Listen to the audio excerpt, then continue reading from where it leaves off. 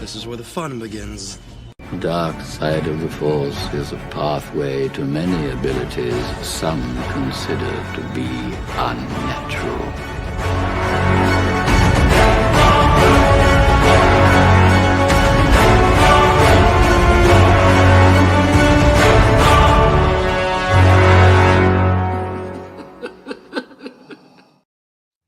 He's back with a vengeance.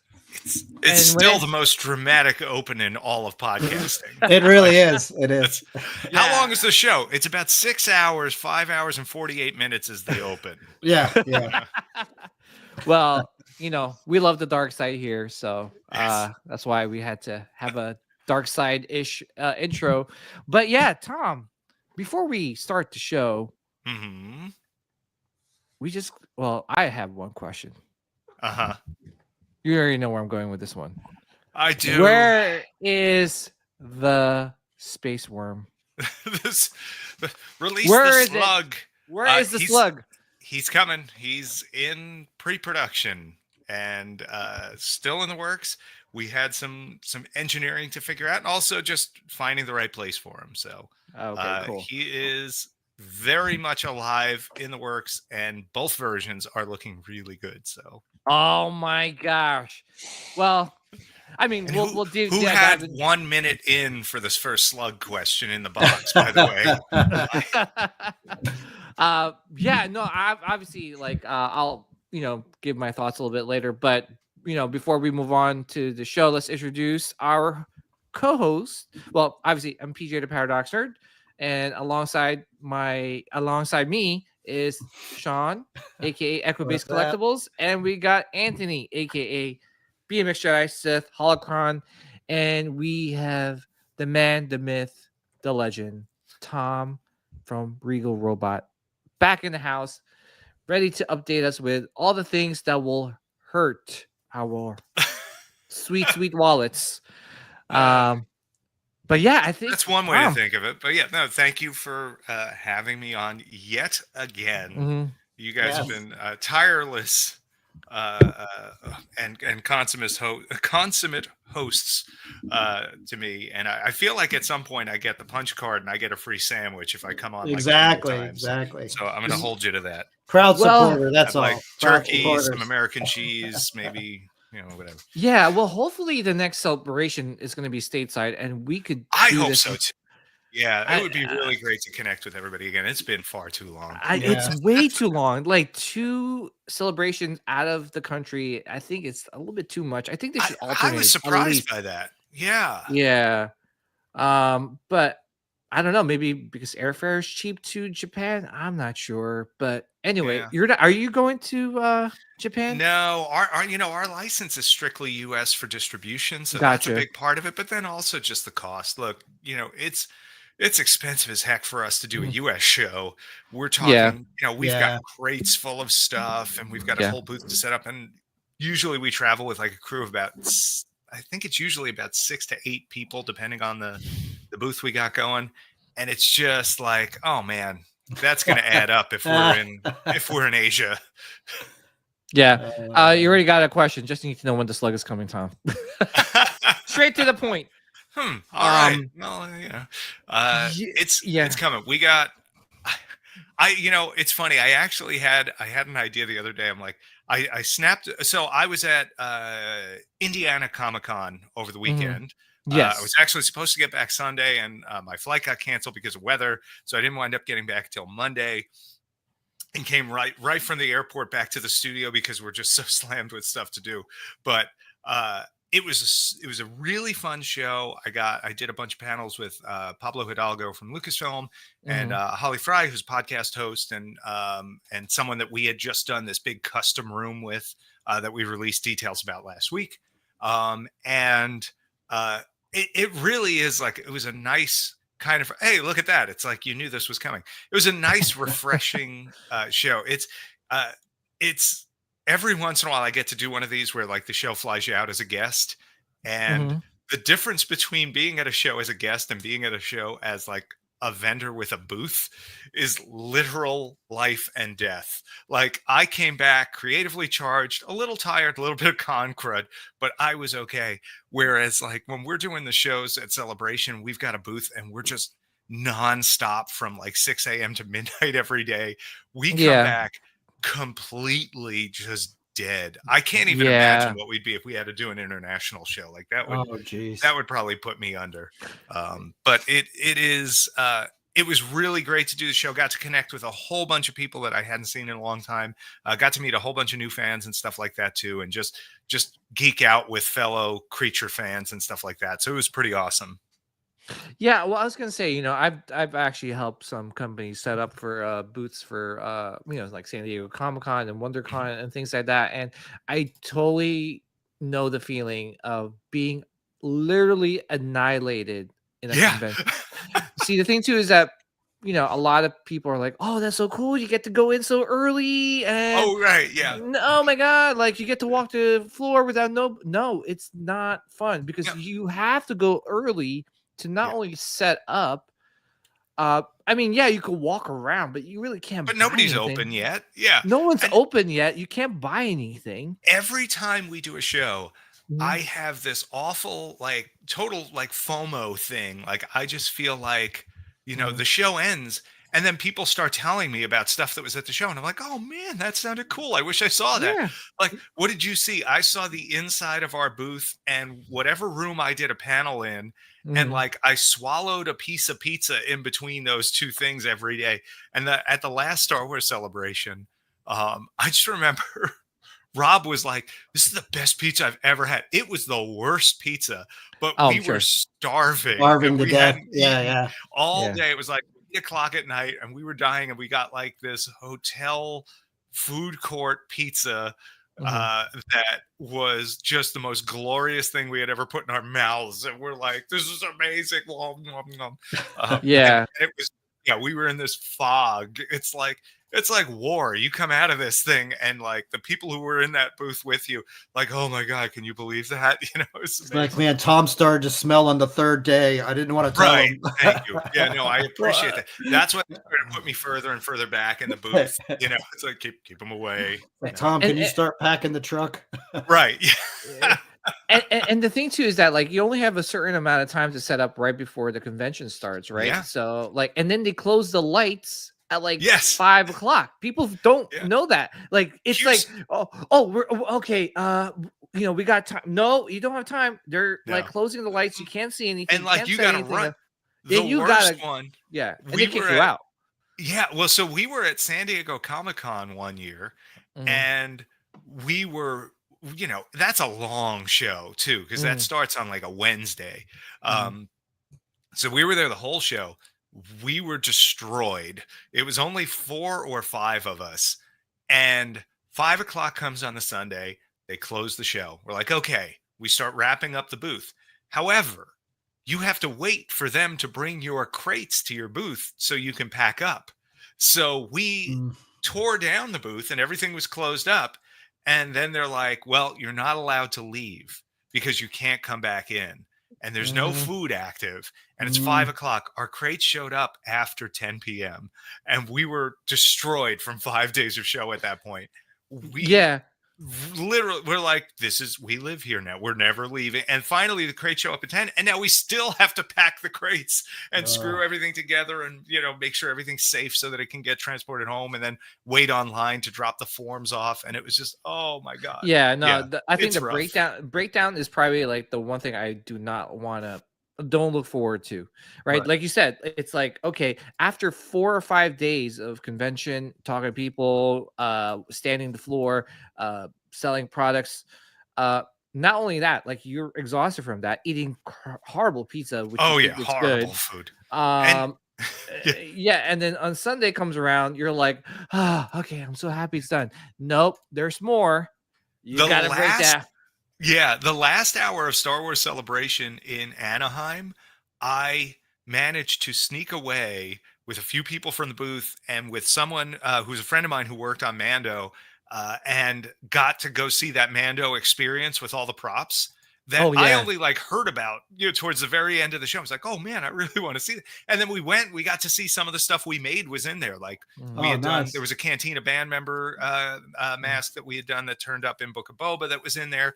Mhm. There was the Jerba and the Tauntaun that we did for End of Mando, beginning of Book of Boba that was in there too. There was a bunch of stuff, and it was like, oh, cool. And but I raced through that thing in like 10 minutes and then had to race back to the booth. But I have to say, Brian, the late Brian Ono, who passed away from EFX, he somehow he wound up with an extra booth space, and it butted up against the back of our space, and he had it curtained off as a back room. He let us put our crates in there.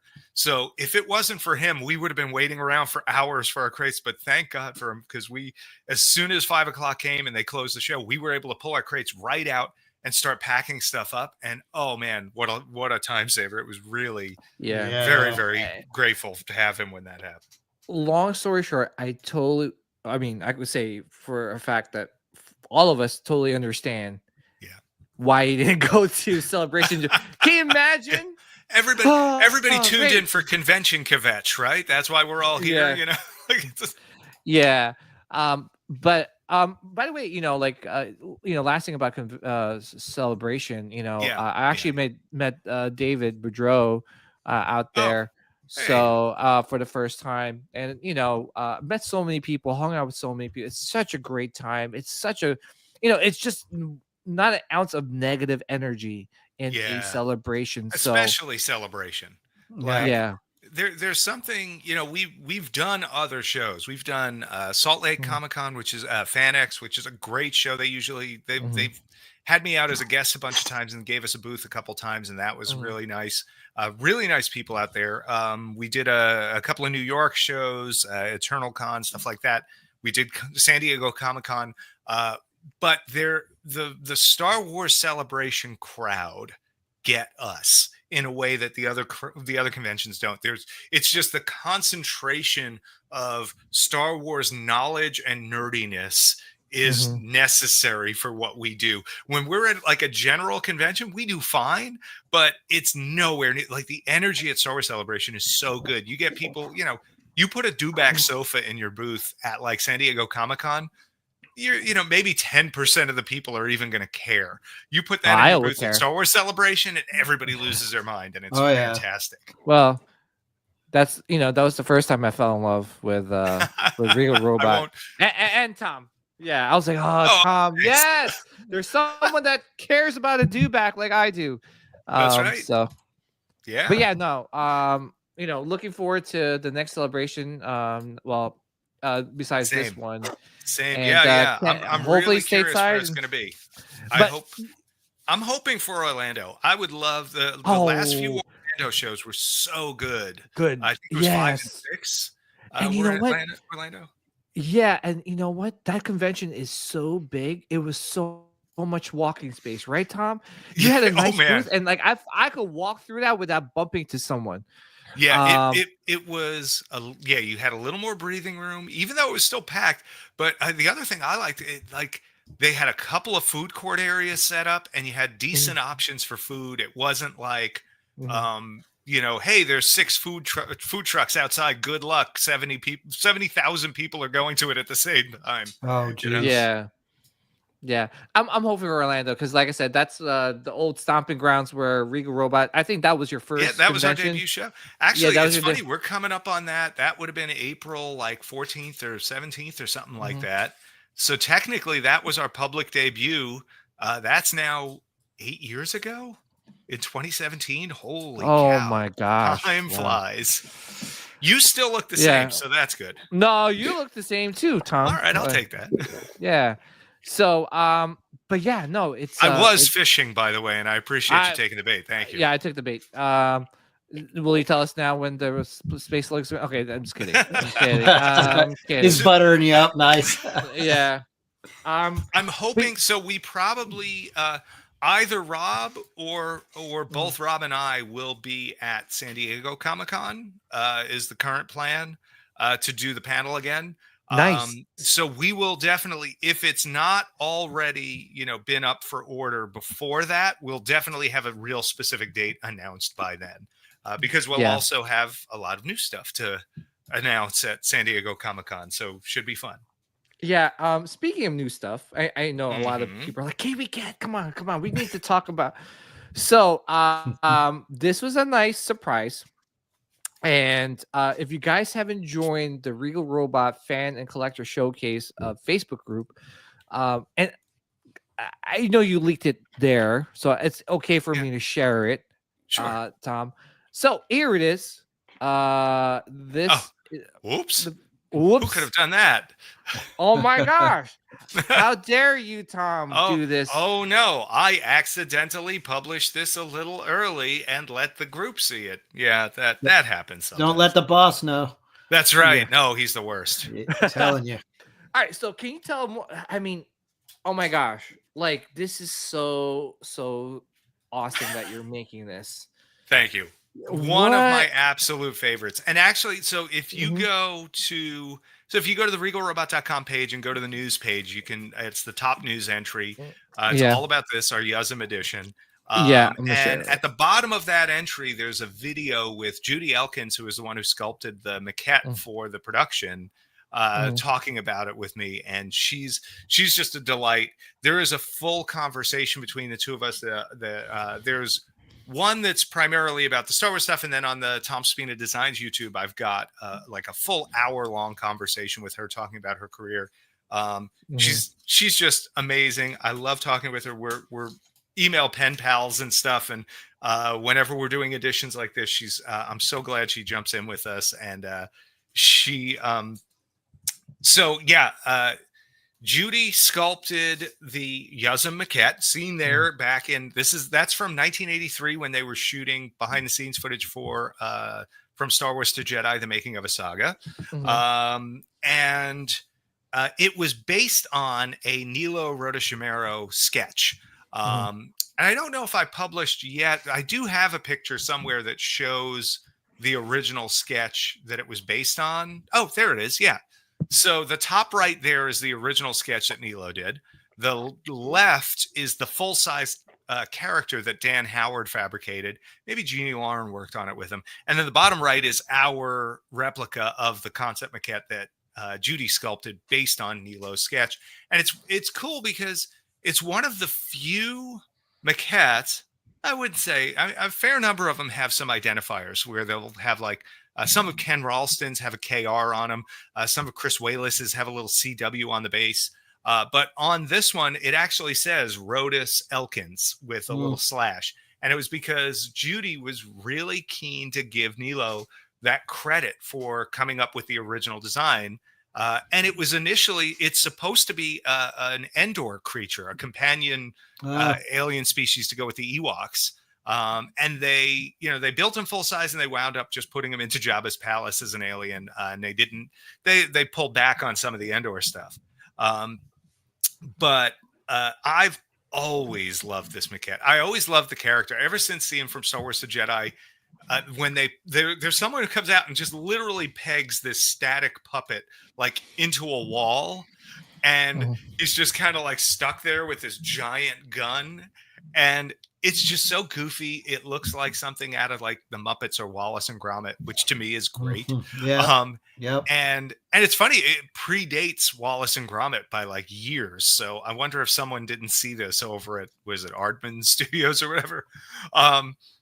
But when we started developing this, we thought, well, if Nilo was like, Judy's not a two-dimensional artist. She's a sculptor. She does three-dimensional art. And we thought, wouldn't it be cool if we're doing this sketch edition to get Nilo in? And luckily, he thought it was a cool idea, and he jumped right in. And he did some really, really fun sketches, as you can see.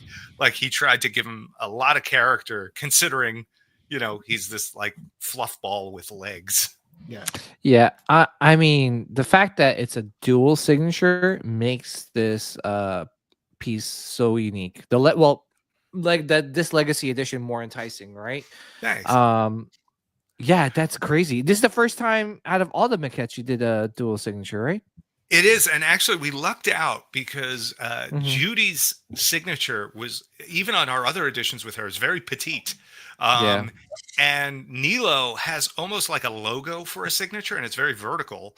So it worked out. It was ideal. It was like, okay, Judy, can you make this amount of space work? Because we knew Nilo's would work in the Mhm. space allotted, and it turned out great. I was really, really, what's nice is they're two very different kinds of signatures.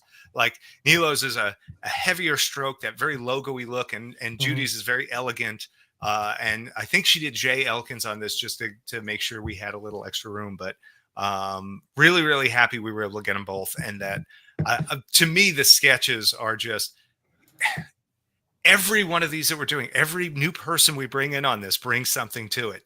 And you just sit there and go, well, it's pen and ink, like how different could it be from Phil's pen and ink stuff, or from, maybe some of the stuff Ken was doing other than maybe the color. And it's just like, no, they all just have their own unique style. They all bring something special to it. And it's been so cool seeing that. And it's funny there, the Dave Carson stuff, which we just recently wrapped up. It was the Dave Carson 9 Numb edition. Mhm. Those always absolutely floor us when they come in. But for whatever reason, these Nilo ones got people at the studio buzzing. Like and maybe it's part of it's the name. I mean, he's kind of an unsung hero back from Empire and Jedi. I don't think people realize just how much concept work he did, just how integral he was to all the costume designs and stuff for Jedi in particular. And the level of talent that this guy has is something that is nice to be able to share now, and for people to bring a little piece of his artwork into their home. I feel lucky we get to do this stuff, and I feel like ridiculously lucky that we get to interact with these folks and bring them to it and be a part of the stuff we're doing. Like I every time we do one of these, I'm like, I can't thank you enough for being a part of this. This is so cool. So how many do we have left out of that picture at the top? From the group maquette? shots? Yeah, Yeah. the group shots. I mean, there's still plenty, Yeah, there they are pegging him into the wall, by the way. I love that. I don't know why. There's a great shot as well of him, like he's closing a crate and he's inside the crate and it slams on his hand and he goes like, oh. But yeah, in that, what's funny to me is every time we do the group shot now, like here, if you look at that, so we've got Yuzum there. You've got Jabba 2 Snail-like in the middle, who we did. You got Bib Fortuna on the top left, who we did. You got Prune Face dead center, who we did. And bottom left, you got the just right Jabba, who we did. Oh, and to the left, or rather to the right of the 2 human Jabba is one of the Tauntaun concept maquettes, which we did. So even just within that image, there's a whole bunch of these that we've done. And I see a few that I know are on my list for hopefully the future. So we'll see. But yeah, every time we do a still store of that to try and come up with, some context imagery and stuff like that, we seem to find like, oh, wow, there's a bunch we've already done in here. But yeah. My recollection is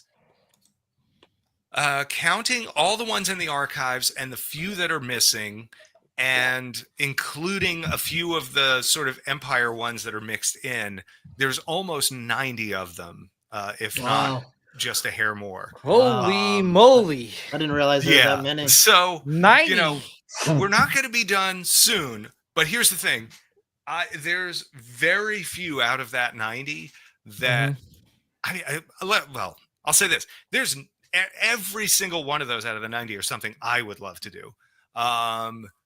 Are there a handful of them that maybe won't be practical for some reason, or won't be cost effective for some reason to do as product?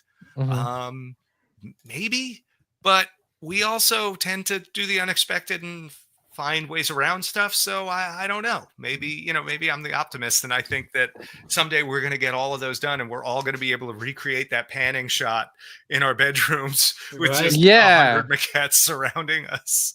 Well, I've been looking at like, because I only have a few of the maquettes, right? And but I've seen some collectors, especially Carbonite Collection, aka Steven, where he Yeah, displays it so well. it's It's beautiful. so yeah, and I'm like, wow.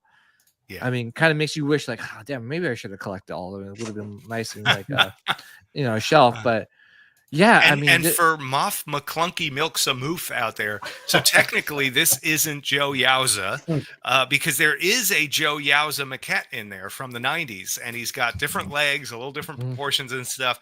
Yeah, clearly same species and inspired by, but this guy has the name Wham Loofba in technical legends canon, and he is at the time was just known as a Yazm in production notes, and he became known as a Yuzum. So, Muff McClunky, who milks the moof, you are certainly free to get this, whether you hate Joe Yowza or not. Well, I was gonna say Joe. Yeah, he's in the '90s. Yes, special edition. Yeah, Richard correct? Miller sculpted the maquette for that. That maquette is huge too. It's like almost 18 inches tall. The Joe Yowza one. Well, would you think about exploring doing that maquette in the future? I mean, like I said before, never say never on any of these. For I me. know. Yeah, and I was gonna say, so let's talk about the edition size. So yes, there's 40 of the Legacy edition, correct? I'm gonna have you hold for 1 second. I've got a cat that's about to be tied up in my my microphone cable here, and I want to make sure he doesn't yank anything off. No, it's totally fine. He said, "Yank it off."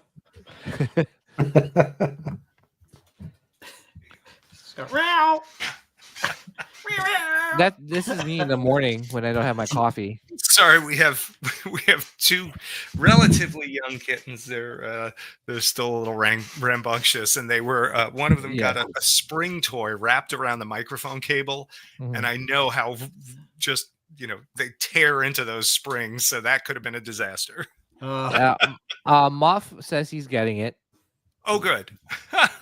So I was telling everyone that this is the I guess the actual full prop replica or prop the full scale prop. Yep. Yeah, is actually me in the morning when I don't have my coffee.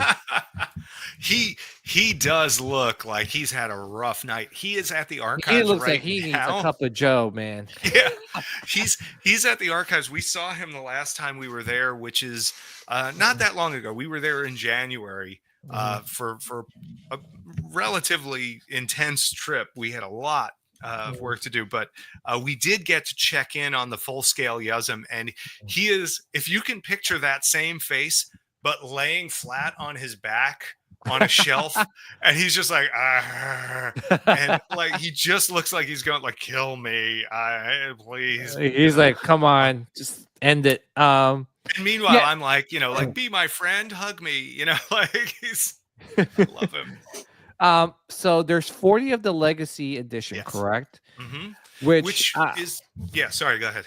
We got to do our usual, let's predict and how long it's going to take for it to be sold out. So, Anthony, what's your prediction? This is our, 33 and a half minutes.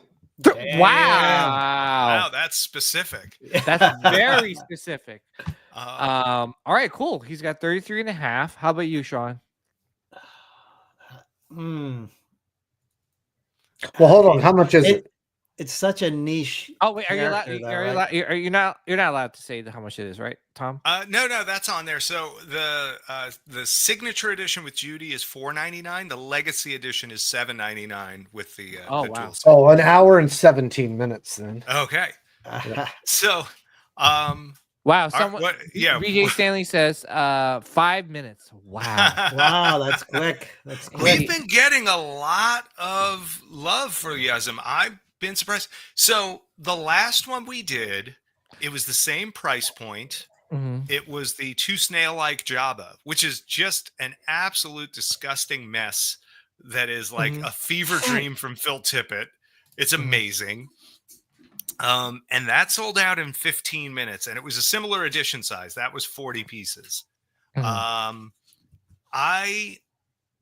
don't know. I mean, and I'm looking at my because I tried to make a note the last few things that sold out quickly, because I know you always ask me about this, PJ. So I'm like, I don't remember.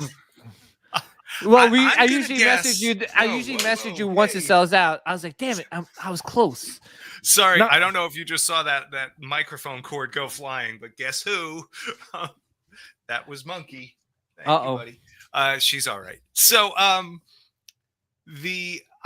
gonna say not as fast as Two Snail Like Jabba, which was, I think, that was 15 minutes. I'm gonna say 30 minutes. I'm gonna go in between, because it feels like that's where this is headed. Yeah. Okay, well then I'll 30 stick with my 33 and a half minutes. Okay. Like Price is Right rules. Yeah, exactly. 1 minute. $1. $1. No, right, I'm going 35 minutes. Oh my goodness. All right, I'm All gonna right, be. PJ, what do you got? I got 22 and a half minutes. He's All got right. it Next specific. time, I'll write it down, and the next time I come back on, I think you're gonna get a lot of people that haven't really collected like all the maquettes, but you're like they're drawn to this one. Like, for example, Far From Death Star. I'm getting this one. He is too good to pass. I love this one from the beginning. He is like the skinny legs that's doing it for him. Yeah, I think so. Everybody's into something. Yeah, he's there's like niche for that. He's like a thrown away Looney Tunes character. I believe YuzumFeet.com is available. If Then PJ's gonna, he'll buy all of them. He doesn't. He does have moccasins, so his feet are covered. So unlike that Jabba, which had like 6 pairs of feet. So that was, who knows what people look are at those into in that knees. one. Yeah. Everybody likes knobby knees. Yeah. But I was gonna say too is that like Muffle McClunky's right. Like this has like a Muppet type of feel. Yeah. Oh, totally. Right. So I think maybe the most out of any of the ones from Jedi. Yeah. So I think this will sell pretty quickly. Yeah. I think we shall Steven, see. I have to look at.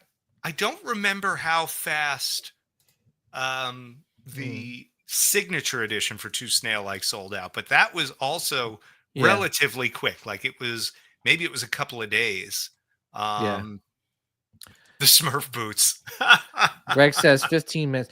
Well, right. Let me ask you. So for the signature edition, what's the edition size on that one? That one's 83 pieces.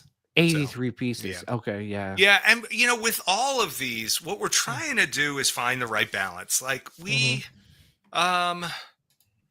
don't want. Oh boy, 5 minutes. It's not unheard of with our stuff. We don't want the.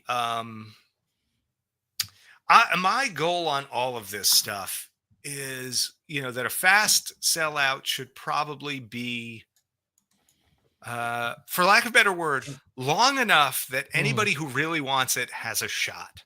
Yeah. It's like, if it's a 5-minute sellout, I'm not crazy about that. If it's a half hour, I feel like, you know what? If you knew this was coming out and you really wanted it, a half hour is a good amount of time to get your order in.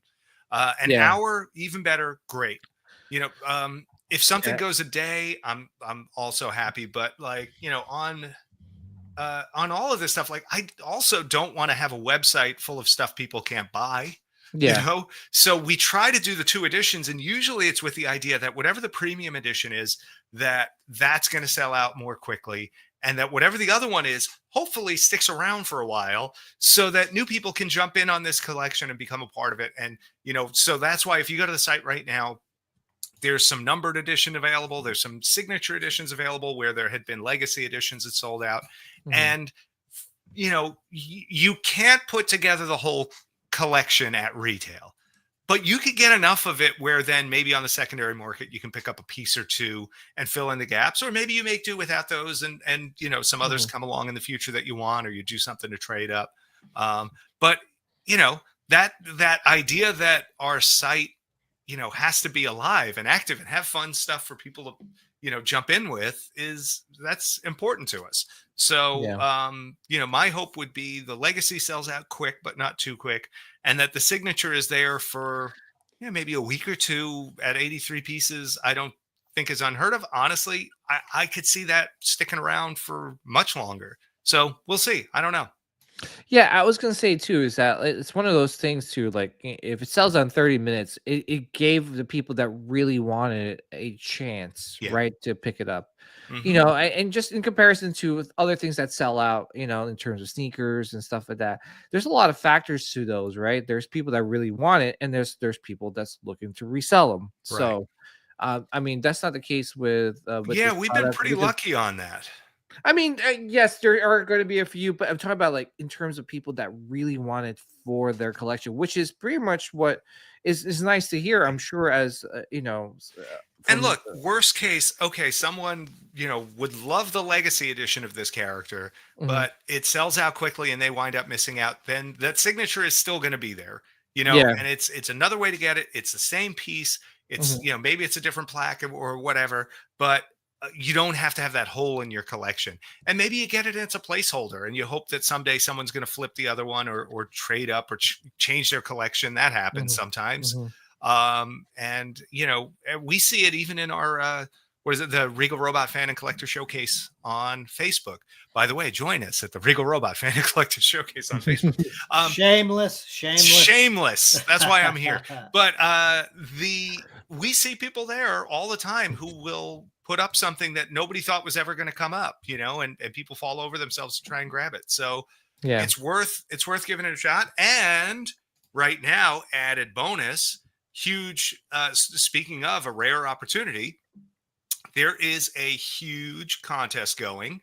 It is for we just passed 4,000 members, Yay. and we have an artist proof of our Urn of Nurhachi, which was one of the fastest sellouts we ever had, and one of the most sought after things. Yeah, I want that for sure. I think Sean. I want to say somebody put one into Prop Store and it sold for like $2,000.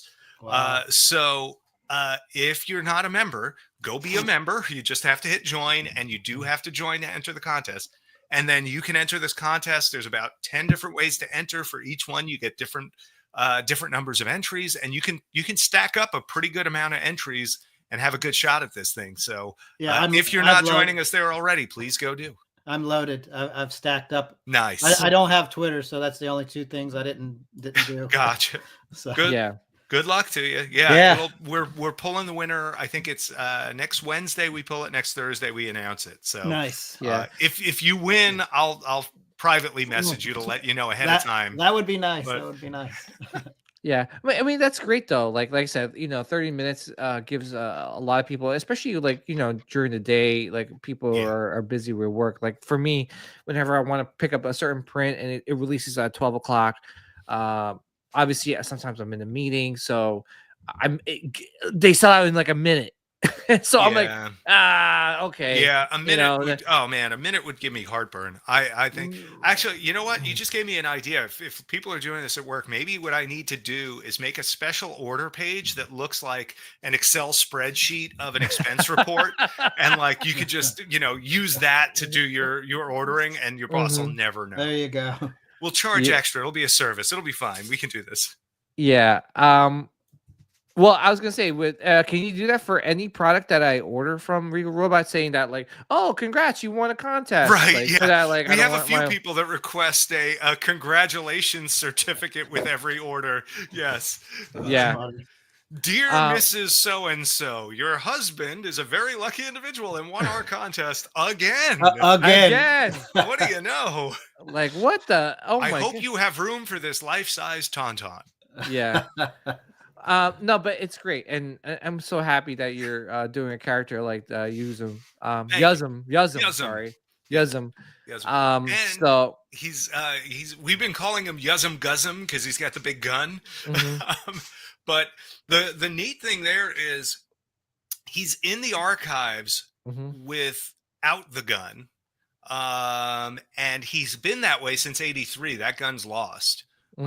It's possible, and this is me thinking out loud, it's possible that got sent to a different department for them to make the full-size gun and never got returned, or it just could have been lost. yeah. But we wound up, my friend Jason Eaton is a supreme model builder. Oh, yeah. I showed him the gun in vintage photos, and I'm like, "Do you know any of these model kits?" I'm not lying. 10 minutes later, he came back to me with a list and photos of every part that was on that gun, Holy except one that shoot. he wasn't sure about that he figured out like 2 days later. It was incredible, and I was super, super grateful. And we wound up digitally from those parts recreating the gun, and is you know, crazy. and what we did is the gun it's not part of him permanently. We key it in with magnets so that he's got like a little magnet in his palm and a magnet in the gun, so that if you want to display it like he is in the archives or in the old panning shot in the video or in some of the old photos, you can do that. If you want the gun like the old Polaroids, you can do that too. So it's nice. People have options. But face it, everybody's putting that kick-ass rifle in his hand. Yeah, Looks yeah. amazing. Ian Thompson says, Tom, your favorite collectors from the Facebook group are all here tonight. Nice. Question from Far From Death Star. How did Nilo go from sketching Yuzum to a scout trooper or vice versa?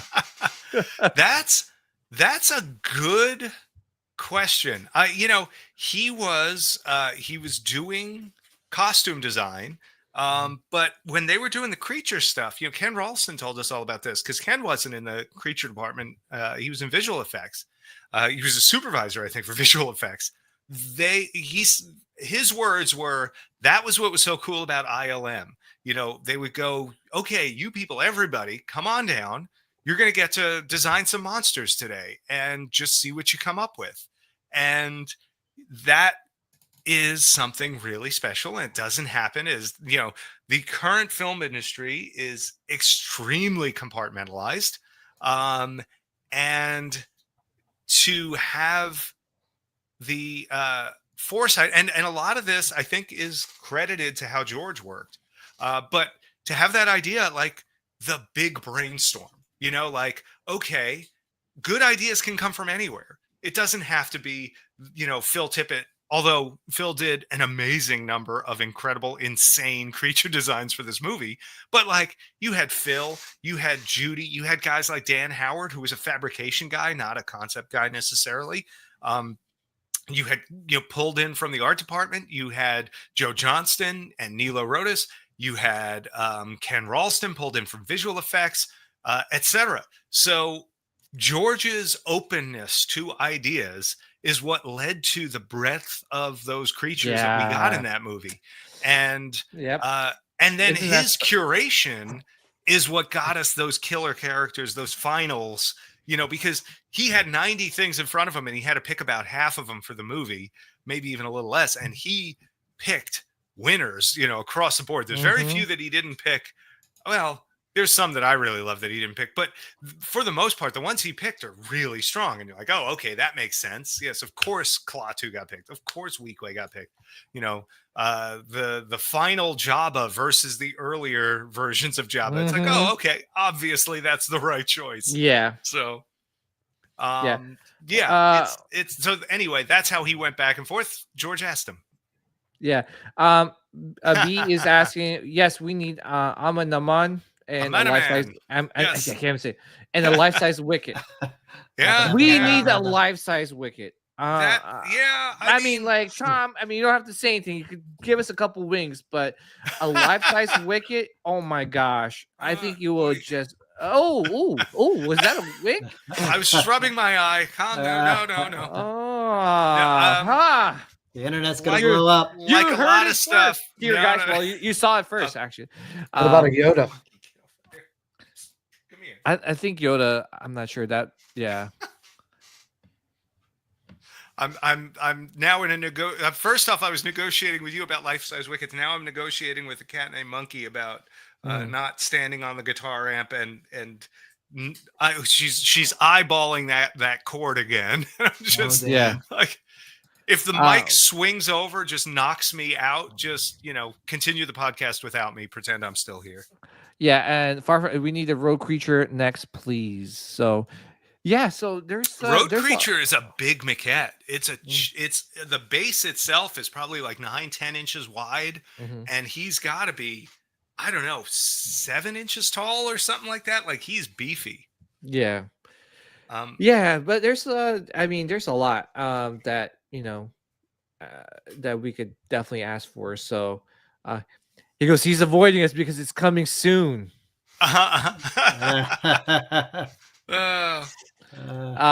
Lewis Yu says Rusty Goff signed nice. Jawa. Why not Tiffany Kurtz at that point? Or some of the other folks. Who is the other one? Oh, the kid who played him in Death Valley. One of them, anyway. I forget his name. He does conventions and stuff now. But yeah, I mean, we've done life-size Jawas as custom items in the past. Yeah. And so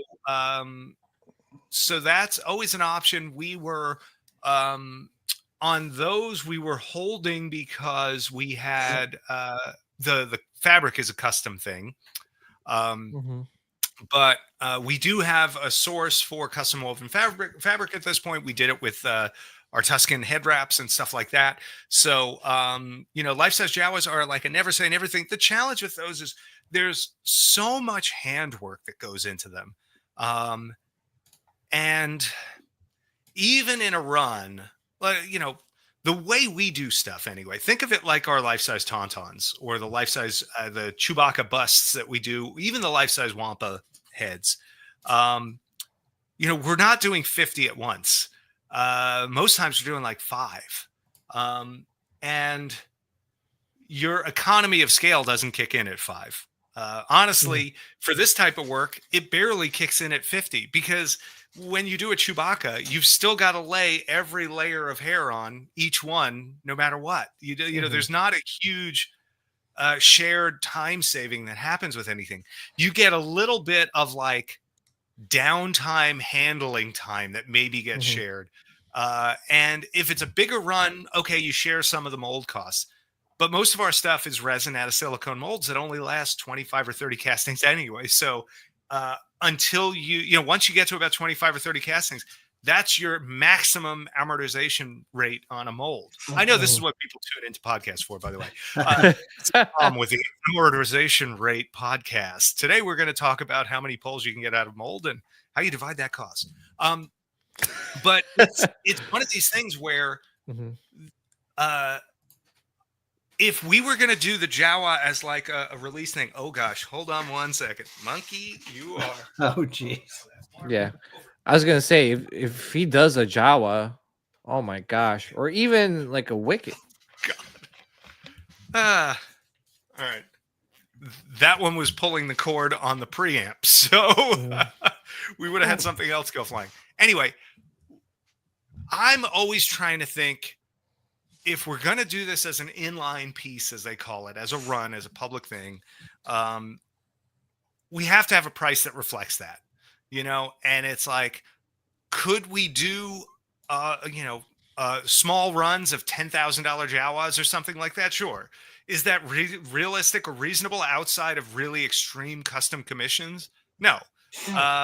So if we are ever going to do those, we're going to want to really think about this and come up with to see if there's any ways where we can, figure out a way to keep that shaved down a bit and tighten up what we're doing and get some economy out of doing maybe 10 at once or something and find a way to get it a little more reasonable. But it's still going to be very custom made. It's a lot of handwork. It's all coming out of the shop in New York with top talent and all of that. And, so anyway, that's me just talking things into a circle, so I'll just stop.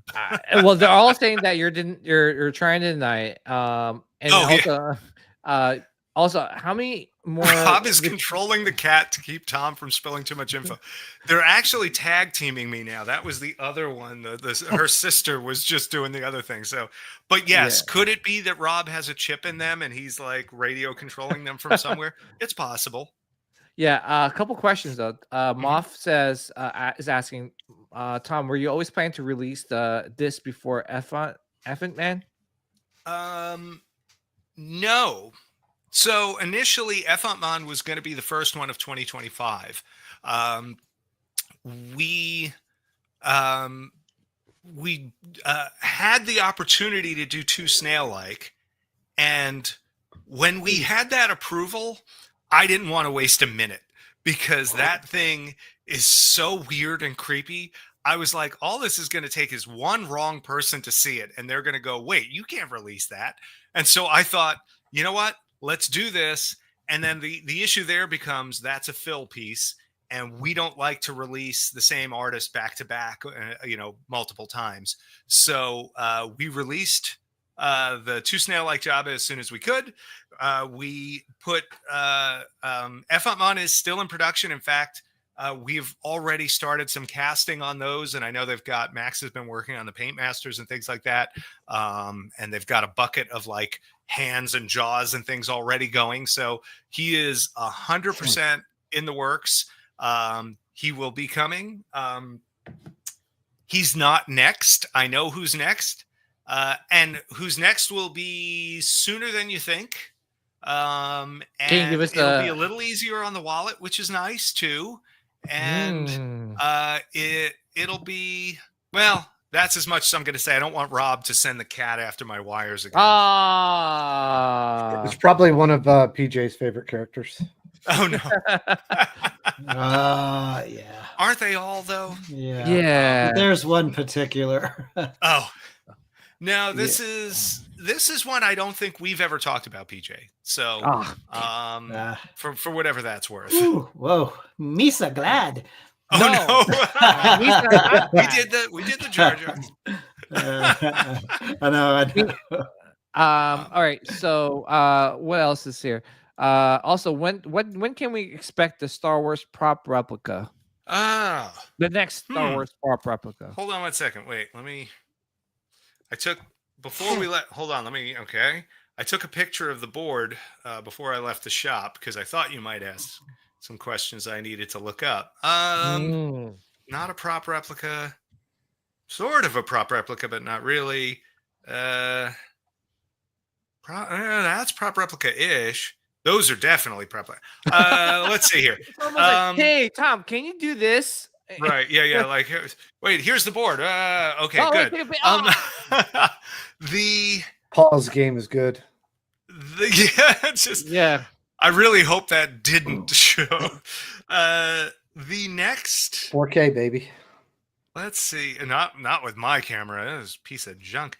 I will say this: we have an indie prop replica coming up soon, and we have another one following that pretty quickly on its heels. Which movie? The next one coming is Raiders. It's currently slated for April 22nd. That might change a little bit. We're in the process of getting our production samples so that we can do that. Sebulba. So I know he always wins, but also that Sebulba maquette is gigantic. And it's like just massive. So I don't know about him. But maybe a scaled version. Let me ask you how you feel about that. On something like that Sebulba, where it's genuinely like huge, would people want a scaled version that's more in scale with the other maquettes, just as a way to get it without it being thousands of dollars? I would probably say yeah. Yeah? I'd say 50-50 because you're going to want some people that, it has to be exactly like it is in the archives. Yep. And then you're going to have people that go, well, this fits on my shelf with everything else. I guess in a way we're doing that with the slug. Yeah. I didn't even realize. Yeah, you could kind of do like both. I mean, you could do an edition size. It might have to be really small edition, like one set of molds, 30 pieces, something for the there big you giant. go. Yeah, 30 pieces, and then obviously maybe like 100 for the other one. Right. Yeah. I would say if you could maybe offer legacy editions for both. Try and get Doug Chang or Ian McKegg or something. I know. I mean, those are there's oh, look at this. You already got activity and cost issues and stuff too. Yeah, look at that. Okay. Look at that. Come on. It's do back deliveries. I love that. That's just yes, I'm in for a scaled Sebulba. Yes. Well, all right. We didn't announce it. We were just brainstorming here. Come on. I mean, how long did it take me to get what I wanted, which is a Jar Jar maquette? I mean, like literally in celebration, here I am. You will learn patience, you know. Can you make a Jar Jar? That was you, scale version would be amazing, and then do a 1-1 for the hardcore. I was Hardcore. actually Anthony. I was the only person. He's like, Tom Everybody did like this. They went, yeah. Tom knew it was me. So, Yeah. scale version would be amazing, and then do a 1-on-1 for the hardcore folks. Yeah. B says rewind and freeze. Yeah. And CC is right regarding Ian. You know, he's essentially, my understanding, he's fairly retired at this point. You know, I don't know. Doug is obviously still active, and also, you know, his signature alone is way up there compared to some of the others. So, you know, and that's certainly his prerogative. So I don't know that that's even an option there. But look, there's you know, folks that worked on these, some of the sculptors and stuff, and maybe they did some sketching as well, and maybe that's an opportunity. I know, unfortunately, some of the sculptors, like Richard Miller, I think did some episode 1 stuff. He's passed away, but we have some friends of friends of some of the other sculptors who worked on the stuff for the prequels that could be involved for signature editions or things like that. I'm just saying, a Doug Chang Legacy Edition. Like, count me in. You know, the question is if I don't, you know, I would say the difference between our current signature and legacy editions is set by primarily just the difference in cost between the 2 editions and the added royalty fees and stuff, and how those percentages go. When, you know, I think if we were talking what I'm thinking for a Doug sketch, I would have to think that gap would become quite a bit wider, and I don't know where that would go. But look, if we ever get in the place where that would make sense, we would certainly be talking and seeing if that's something he's interested in. So you never know. Well, I think for me, like, you know, when with Phil did the sketch of the Rancor, I mean, no brainer. Yeah. So it would be the same for Doug Chang. Like, if he does a sketch, no brainer. Hey. Right? Can you imagine like having a Doug Don't press the Chang... wrong button or I'm off the air.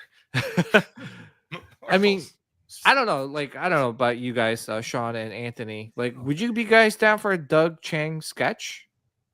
Yeah. I mean, you could add that to your collection. I mean, yeah. And look, here's the thing though. Would you be down for it if it meant it was $700 or $800 more than the other edition? And I don't know that's where it is, but I'm just saying, like, these. You have a point there. You know, knowing what, you know, there's. We've talked. But the thing too, I don't want to get too in the weeds on it, but like that's the you know, and maybe that means it's a very small edition.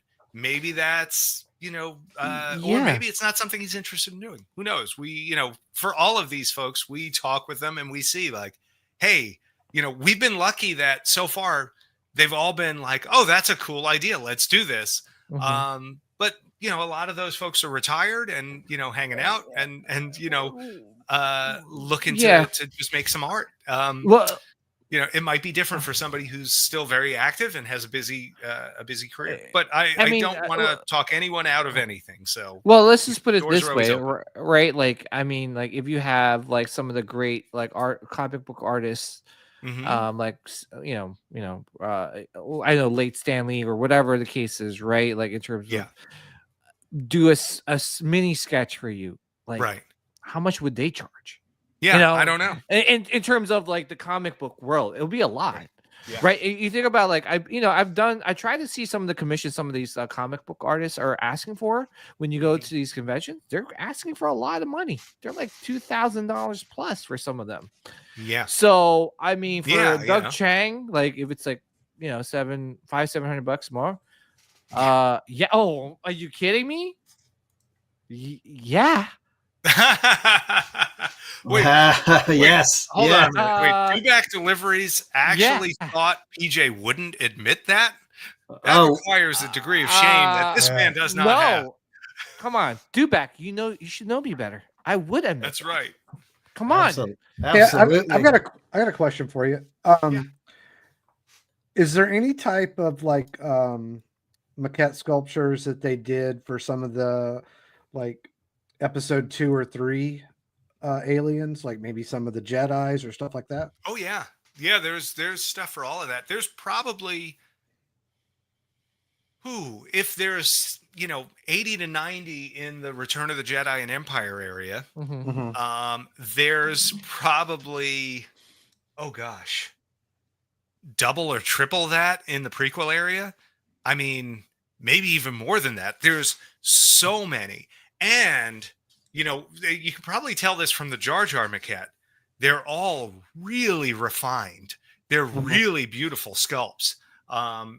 These are people who had the luxury of time and budget. Right. Whereas you hear the stories of Chris Walas and those guys sculpting things on meal breaks and after hours and like running between shots and like putting things in oven and forgetting them in the oven and stuff. Whereas like you talk to Tony McVeigh and some of these guys that worked on the prequel stuff and they're just like, oh yeah, we had months to sit there and train this stuff up. Must be probably nice. Very dialed. Yeah. Is that something that y'all would maybe entertain since you're doing? Absolutely. Whose name we do not mention. No, we've got we've got our eyes on a few things from that, and there's one in particular that I think when the time comes will be our next prequel maquette piece. Yeah, 2 or 3. Yes. Hold on, wait. Oh, the cats are acting up again. I've got to go. Oh no. Well, I was gonna say, as they can see in the thing, like she literally just laid down too. Like you're selling me out, monkey. What are you doing?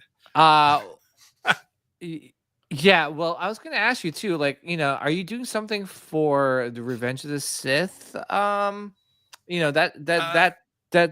anniversary's coming up, and May the 4th and all that stuff. Yeah, we not specifically Revenge of the Sith. Yeah, and maybe not yet. Always in motion is the future, and we are. It's not unusual for us to pull stuff out at the last minute, but as of right now, we don't have anything specifically planned for that. We're considering the Space Slugs part of the 45th for Empire. So that's kind of a nice little bit of, corporate synergy or whatever you want to call it for this year. Oh my gosh, we need it. Can you believe that that's 45 years ago though? Wow. Oh my God. Jeez, we're old. Yeah, oh my gosh, I don't even want to think about it. Oh my God, 45 I'm just glad I'm not the oldest one here. Yeah, that's true. Sorry. Hey, but I probably am the only one that actually saw A New Hope in the theater. So I saw A New Hope in the theater, but I didn't see it until the first re-release. And that was only because my parents wouldn't take me. I begged them. I saw it in a drive-in. Oh, nice. Oh, did you? Yeah. Mm-hmm. That was where I saw Empire, and my dad was a police officer and worked the night shift a lot, and he fell asleep during the movie, and he missed the entire scenes with Yoda. Oh no! And he didn't understand what I was talking about after the film. I'm like, no, Yoda, he was amazing. He was green and he had ears, and and I wanted to make a Yoda, and I'm like, how can I do this? And he's like, I don't know what you're talking about. What's wrong with you, child? It's like, I think Ian's figuring things out here. Oh, I don't know if I would say that specifically, but hey, there we go. Thanks, Pats fan.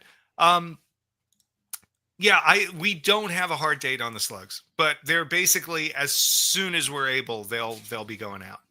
Yeah. CC says Ewok bus por favor. I've done my I unlike some people, I am not anti-Ewok. So, that I never say never. Nothing is, I'm not saying anything's planned. There is no, I like the Ewoks more than Jar Jar. I agree with that. Oh, how dare you? Yeah, 100%. No offense to anyone. People love what they I love.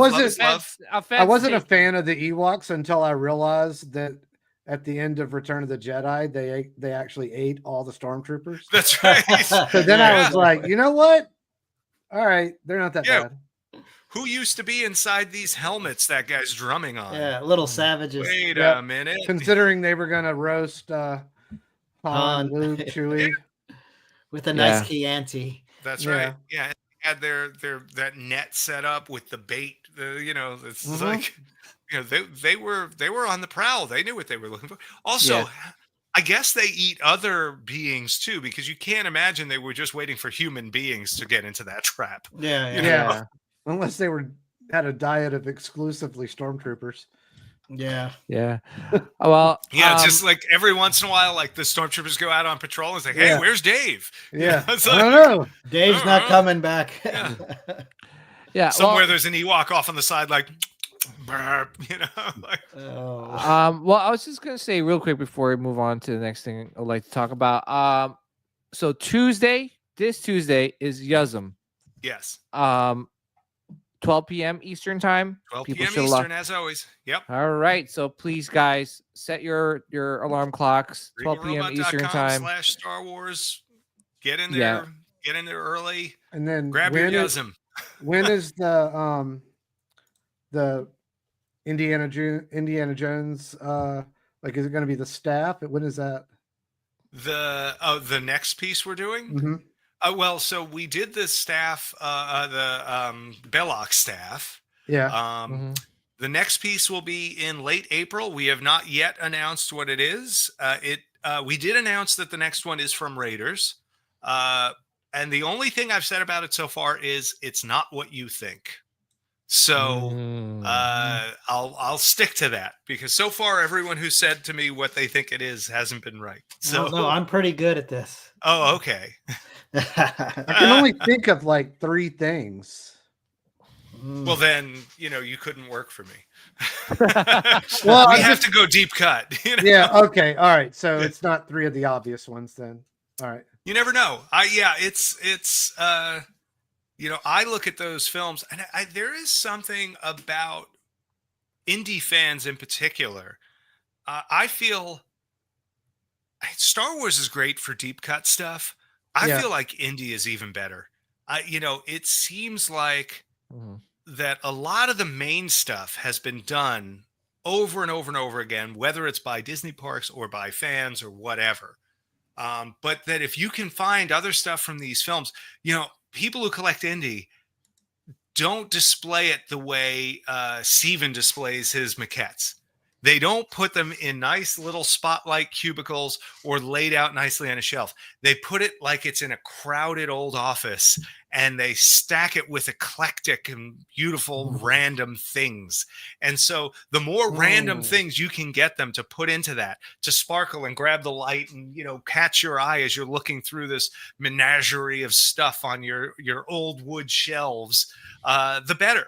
And I see a ton of indie rooms. Someone just posted one in the Facebook group today, or yesterday rather. And it's like, every inch of space is filled with something. It's amazing to look at. And it feels like, feels more like the way you would decorate a tiki bar than you would a museum. Yeah. And it's cool. Yeah. And I think that gives us the opportunity with indie to dig a little deeper. Now, that's not to say we're not going to do some, primo, very obvious stuff in the future, but the next one we're doing it's a killer piece. It's really primo. It is beautiful. We've got our first couple of samples in already, and they're gonna impress the hell out of people, but it's not what you think. I'll just say that. Okay. By the way, just a friendly reminder, please join the Facebook group. You can enter to win this beautiful piece, artist proof. So definitely join. I definitely very rare opportunity. And the other thing in the middle there is, by the way, that is a storyboard from the production of Return of the Jedi, fully framed, and it's signed by Dennis Murin. And that's coming from our friends at Prop Store. Like, that's no slouch of a gift. That's nice. No, this is a nice. First and second place, pretty darn good in this contest. Hell, third place is awesome too, because I actually want that book. Oh, that book's amazing. Yeah. So guys, definitely join. One question: is there a Watto maquette? There is. There's a couple of variations of it, if I'm not mistaken. And Watto, I'm assuming this is because it was a name character or whatever. They actually did a fairly substantially sized one as well, similar to the way that Sebulba maquette was. Yeah. But I think there may be some smaller ones too. I have to go back. We have researched the prequel maquettes quite a bit. We've photographed a lot of them and cataloged so that we know what's there for future research and stuff like that. But I don't know them like the back of my hand the way I do all the Return of the Jedi ones. Yeah. But I mean, just really quick question. You do have something planned for obviously May the 4th for we have a release planned. It's not a major collectible. It is more of a decor thing, but it's really cool and it's a great price. It's actually a few things. They go together, and they're sort of things that you can either enjoy on their own or they can be part of other stuff. I think they're going to do really great. And but there's some timing stuff we're working out. Right now, the plan is for May the 4th. It might be that they go up for sale May the 4th and they ship a few weeks later, or it might be something where they're up for sale May the 4th and they go right out. So stuff like that, sometimes you got to play by ear. Well, just release a slug. Okay, thanks. Hashtag release a slug. Oh my gosh, please. Yeah. That's what I'm waiting for. Okay. And then this stuff. I almost forgot. This is like, what is this, like a week and a half ago? And I'm like, oh, right. Yeah, we did that. Oh, yeah. Yeah, so amazing. And out of left field, didn't know you were making another awesome chair. Thank you. This is cool. This is, and I'm going to hold on. I'm going to scooch, but I will be right back. Oh. What are you doing? If I didn't get the, I would definitely get. Sorry, Rob didn't want me talking, so he activated the cat distractometer again. The distractomatic. So yeah, this, funny enough, like a lot of stuff that we've done, this chair was actually in our original pitch to Disney to get the license. And it's something I've wanted to do ever since then. The company that we've partnered with on our other upholstered furniture, so Emperor Throne desk chair, and the Cantina benches, was working on a prototype for this just before COVID, but COVID hit, supply chains took a nosedive, their work backed up, and we weren't able to find the time with them to go back to prototyping until maybe about a year ago.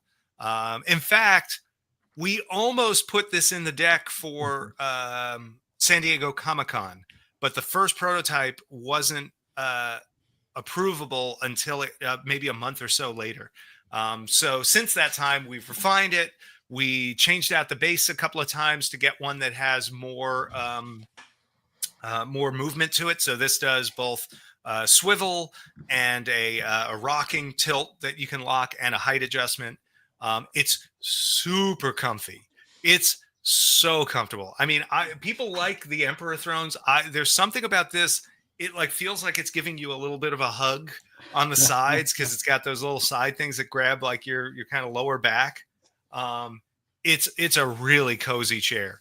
And it is not a direct replica to the original, but it's pretty faithful. And we tried to come up with something that the two-tone look, the suede and leather look, like all of that is right off of the original. And it's also like the stuff I like. I think it's even more stealth geek than the Emperor Throne. It's like you have that Emperor Throne desk chair that looks like something. This, you could have this and it just looks like a kick-ass gaming chair. And you know what it is. And your friends who come in that are Star Wars fans give you the Boba Fett nod from Return, like the little I know what you did. But everybody else is just going to be like, oh, cool chair, and you could be like, oh, it's custom, made in the USA. Yeah, I mean, it looks really good, and it looks, like you said, it looks really, really comfortable. It really is, yeah. And obviously, it's ready to ship, right? It's available. No, these are going to be made to order. First wave just went into production this week. We took our first week's orders and put those in. I believe if you scroll down on that page in the bullet points, or actually at the very bottom, nope, not that far. Back up, up. Stop.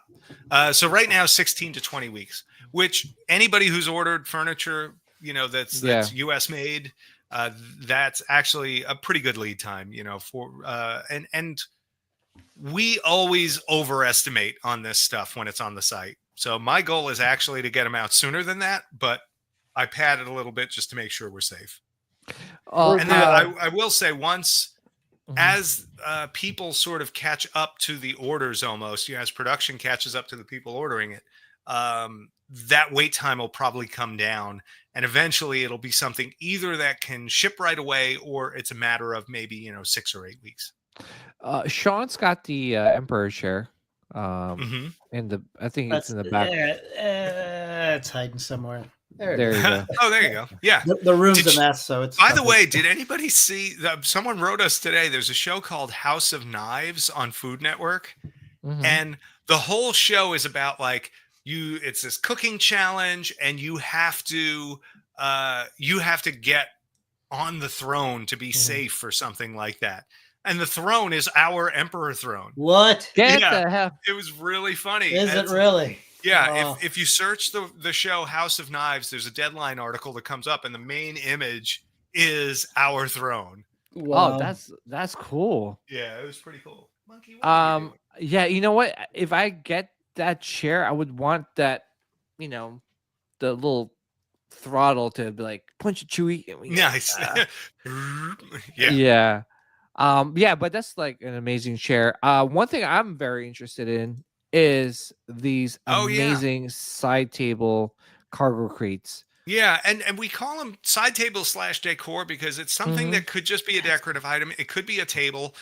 We've had people use them almost as like occasional seating. They're not really recommended to sit in. Like we don't sell them to sit on, but they're big and they're substantial. And so we did, if you go back to that main page for a second. Oh, okay. So this grew out of, scroll towards the bottom of this page and look for the new one right there, Custom Cantina. This one. Nope, a little higher. Oh, not this one. Okay. Just a little higher. Yeah, there it is, the newest one. Oh, the newest one. Gotcha. So this was made for a podcaster, Holly Fry, who was building a cantina in her house with her husband. She's a longtime customer of ours. She actually met us at that same 2017 show. And so we did a whole bunch of custom work. We did those tables are all hand carved, made to order. We did the scanning cube. We distressed up a bunch of our cantina benches so that she could, have that more authentic lived in feel. We did a bunch of greeblies for the wall. We did the scanning boxes, even put a blaster scorch on one. Droid detector as a bit of wall decor where you walk in by the door.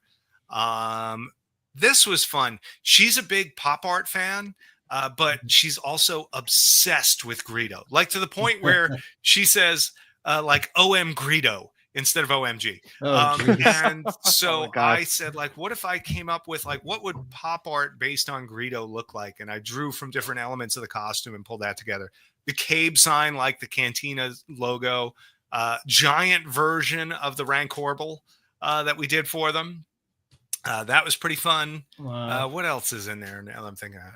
Oh, yeah, the Crocodina, which incidentally, did you ever think about the name Crocodina on that? So it never had a name. And I went to Lucasfilm asking what we could name this. And Pablo Hidalgo is the person that generally you go to, him or Leland Cheetah, to get names on things. And I'll just say this. His first pass was Spinagator. And then he came up with Crocodina. So this is my own little like something in Star Wars. And it's an obscure cantina thing is named after me. And I could not be more proud. And then, like the Cantina Greeblies. If you go back to that Greebly for a second. So the top left picture has 3 things in it. The one on the left of that is a piece from the Falcon. That's in the interior of the Falcon. The one in the middle is actually Jin Urso's communicator that we blew up big. And that's put next to a door frame as like a communicator. Oh, and then the one to the right, how many people had the Imperial, Imperial attack base playset from Empire Strikes Back? So it's this awesome, white snow looking attack base from Empire. It has a little like outpost, and on top of it, it has these 2 hatches. And that's we basically recreated that hatch in 3D and enlarged it to this scale. And instead of painting it black, we painted it this color. But it's an element I've always loved, and it looks so cool on a wall. So it worked out great. Yeah, because that was the snow base where you hit the little button and the bridge blows up. Exactly. Okay, yes. I had that one. Yeah. It was one of my favorite play sets as a kid from Empire. Land of the Jawas was my favorite Star Wars one. That was my favorite Empire one. Yeah, this is, oh my gosh. Let's just say that. She was in love with that. But if you go back to that first image where it's like the Cabe plaque, so she called the room Cabe's Oasis. Keep going back. Let's see. There it is. So Rob at the shop designed a logo in the style of Oga's Cantina down in Disney World, which is a favorite place of hers. And in Arabesh, that says Cabe's Oasis on it. She loved the logo so much, she had it like put on cups and napkins, and then she had it tattooed on her freaking arm. It's amazing. It's like, oh my God. That's someone who appreciates our art. I love it. Yeah, I mean, that's very unique. How many of you guys have our stuff tattooed on you? Come on. Sean's got we do, but we're not allowed to show it on camera. Oh, okay. We might get a cease and assist. Don't ask where PJ put Jar Jar. No, I was gonna say Sean and Anthony, they didn't want to admit it. They tattooed Jar Jar on their arm, so I'm not getting that vibe from Anthony. Yeah, that's not happening. No, these are cool, but so he would more sooner have a PJ tattoo than he would Jar Jar, I think. That would be even better. What do you call this? So cargo crate, right? Yeah. So you get one this is just for one cargo crate, correct? I would love if we could do better on that, but these are all like I said with the other stuff, made to order, one by one in the US. They're 20 pounds of material in them, and quite a bit of time doing just the setup, the casting, the finishing, the painting, and then of course, the mouse gets his slice of cheese and all of that comes with being a licensee. It looked like it was 3 of them, but no, one is good, but it's almost I wish, man, I would love to be able to do this at that kind of price. If you were doing 3 for this price, that's like way under even cost. No. Sorry. But anyway, they're fun. They're super weathered. They are, to me, they're just super Star Wars. Like you look at them and immediately. Oh yeah. And I will say this: the size is deceptive. When we first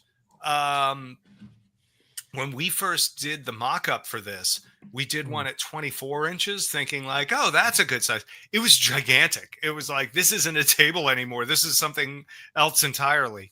And it turned out 18 inches is the right size for it. It's the perfect height if you want to use it as like a place to rest your feet where you're on a couch. Well, that's what I was going to say. I'm probably swing out seating or something. And then again, its real intention is to be a table, but I feel like this is something people are going to find other use for. Heck, even just as a pedestal for some kind of like a large scale bust. Put a Chewy on this. That would look amazing. Yep. It's already crossed my mind. Sean, because you were thinking about getting this piece too, right? Yeah. Yeah. When you told me too, I was actually even thinking about it. I really like these a lot. These, it's funny. I mean, I don't know the numbers offhand, but these sold pretty well. Better than I expected actually. When we put them up, and the chair did okay too. Chair did about what I expected, but these were, I was pleasantly surprised with how many went. But even like our other stuff, it's they'll probably be made 5 or 6 at a time, just because that's how it has to go. So it'll be cool seeing a bunch of them together. We've never had more than 3 together at once. So it'd be really cool to get like 6 or 8 of them at once if we can do it one day. Well, I was gonna say too is they're readily available in like what 5 to 6 weeks too. I think we've got them at 6 to 8 weeks, but yeah, we're starting production on them. Not tomorrow, probably next week. Yeah. So, Anthony, would you pick one of these up too? Maybe, yeah. Yeah, it'd be like a good end table or something. Or I do like the idea of putting something on it. Yeah, like a bust. That's right? what I like that idea. I would love to see someone take 2 of them and put a thick sheet of glass on them and make it like a big coffee table. You know, like a racetrack oval piece of glass or something like that. Or, you know, or even you could probably do one with a 36-inch piece of circular glass and make like a round coffee table if you had like an L-shaped sectional or something like that. Yeah. But yeah, they're neat. They're really neat. I really like these. I really do. I think I'm, you know, probably gonna pick one up. You know, I just gotta figure out like how to put it in the room, right? Because it's tempting too. Because you could pick one up, but it's almost like, damn, they look so good together. Yeah, they look so good together. Like at least like 2 or 3, right? That's Rob putting the hypnotic spin on things. You know, it's like, make a stack out of these. It'll look great. Yeah, I'm looking at. That's why I'm looking at each sold separately, you know, on the bottom, but you know. Yeah. So no, but that's cool, and obviously, you know, as you make more of these, you know, like you could start creating a room like the one that you just made for the custom room for that podcaster. Yeah. So no, that would be really, really cool. Oh man. This is one of my things. We've done some fun custom stuff over the years. We don't. Our time to do custom stuff has gotten smaller and smaller over the last few years, and we're being really, really cautious and particular about any custom jobs we bring in going forward because we just have so little time to dedicate to it. And you know, this would be but when we do get to do them, they're really good. Like, that was a fun one. Right, Anthony? This is my dream right here. Oh my gosh. Yeah. Just to turn around and say the light with the helmet is like, thank you. That was Rich Riley sketched up the basic thing on the desk. I was like, we have to do the helmet on the thing as the light. Like that just is, it's too good. The helmet on the clamp. Yeah. But Tom, you know, thank you for always hurting our wallets in a good way.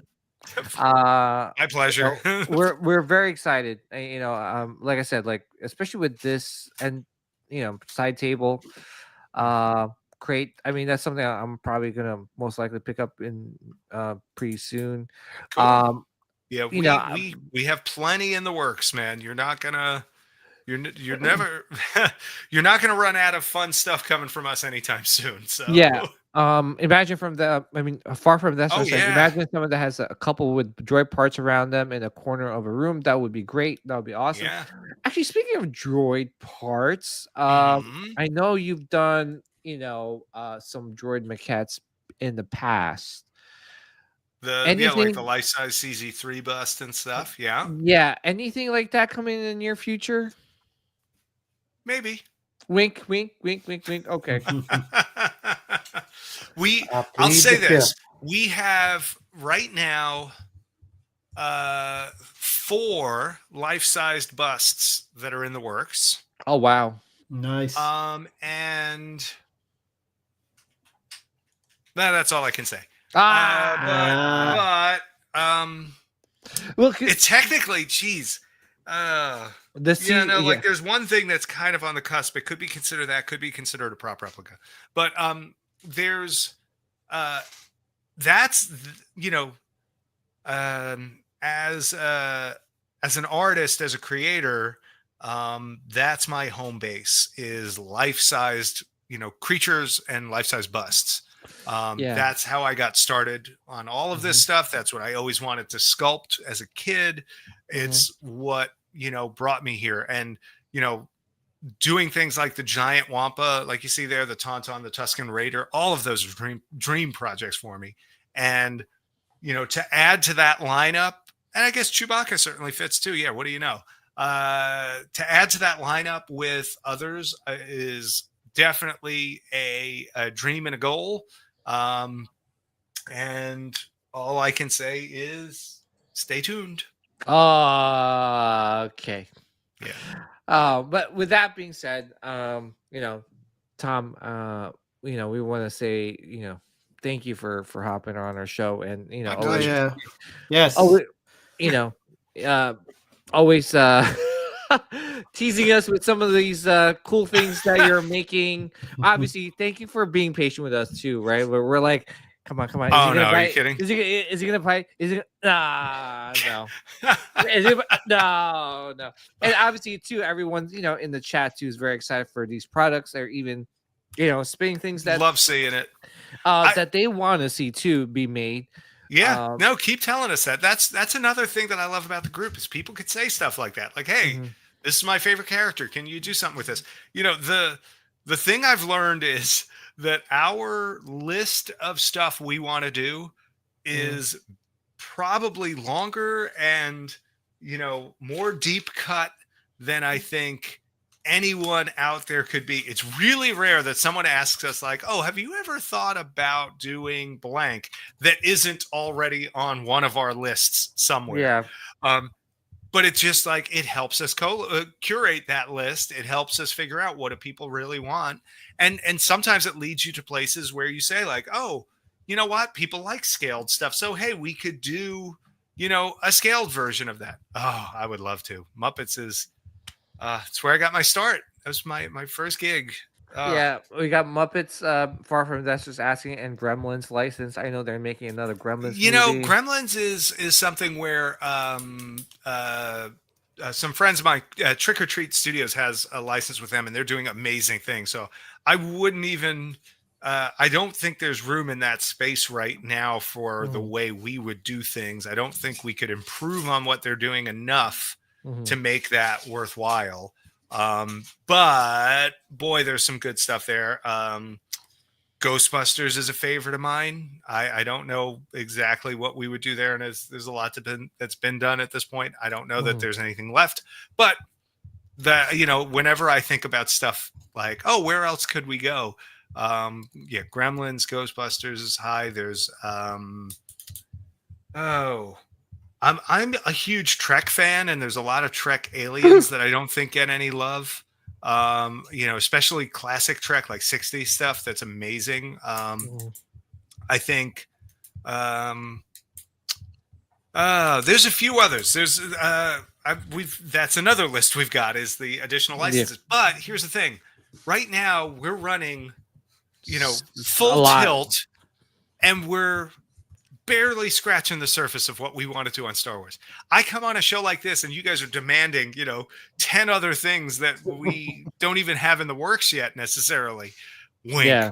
I don't even know what that means. Don't take that to mean anything. But like it's like there's only so many hours in the day and we're a very small studio. So I'm really being careful. Look, the thing I don't want to be is the collectibles company that jumps into the business, purchases 27 licenses, and goes out of business 6 months later. You know what I mean? We're in this for the long haul. Look, it's 8 years this next month. And 8 years is that's the duck above the water. We're actually 9 years because we started the corporation about a year before when we knew we were signing, and we had about a year of development time ahead of time. So this is a long time that we've been in this. I am obviously personally invested in this, and I want it to last. And well, it's gonna last because you barely even graced the surface of There's so much we can do. Well, just for Star Wars, right? There's the prequels that Anthony had mentioned earlier. There's sequels. There's the holiday special. There's all this stuff that we could play with. Yeah, and we could spend. And this isn't even an exaggeration. We could spend 10 years on A New Hope and not run out of stuff. We could spend 10 years on Empire and Jedi and not run out of stuff. There's we're lucky that our license is broad enough that we are allowed to dip our toes. Oh, batteries not included is a lot of fun. We're allowed to dip our toes into the prop area. We're allowed to go real far into the life-sized character and creature area, and we're allowed to push into this like artifacts and like artifacts of the production sort of area, like the maquettes and the making of stuff and the behind-the-scenesy stuff. That's a lot of fertile ground. And then don't even get me started on all the decor we can do and furniture and, magnets and fun desktop stuff. We have a lot of fun little stuff in the works for that. Skulls, whatever else. I love our skull line. And Indiana Jones too. Like you barely grace the surface of that. Yeah. Oh, we have a big list of stuff we want to do there. And I love that someone's giving us the gourmand instructions on how to stir, whip, stir. Love it. So anyway, long story short, we're not going anywhere. We're dedicated to this. We're not going to pile on other licenses in the meantime and distract ourselves from I think what we need to do to keep Star Wars moving. And if the day comes where we grow enough and we have the manpower and the mental space to put the same kind of creative energy into multiple licenses, then we're going to do it. Yeah, no, but seriously, especially there's like you said, there's so many things in the original trilogy that hasn't been explored yet. So, obviously, Universal and Hammer monsters. That's another big one for me. But anyway, sorry. Yeah, but I'm just waiting on the life-size Rancor. Oh man! Oh my gosh! You joke. Did you ever see the life-size head we did for? It was for Magic Wheelchair. Yeah. So that's on my other company's website on the Tom Sweeney design site. But like that was essentially a life-size head. It was really cool putting that together, and I would love to do one a little more rough and creaturey. That was a tiny bit smoothed over for the kid. Yeah.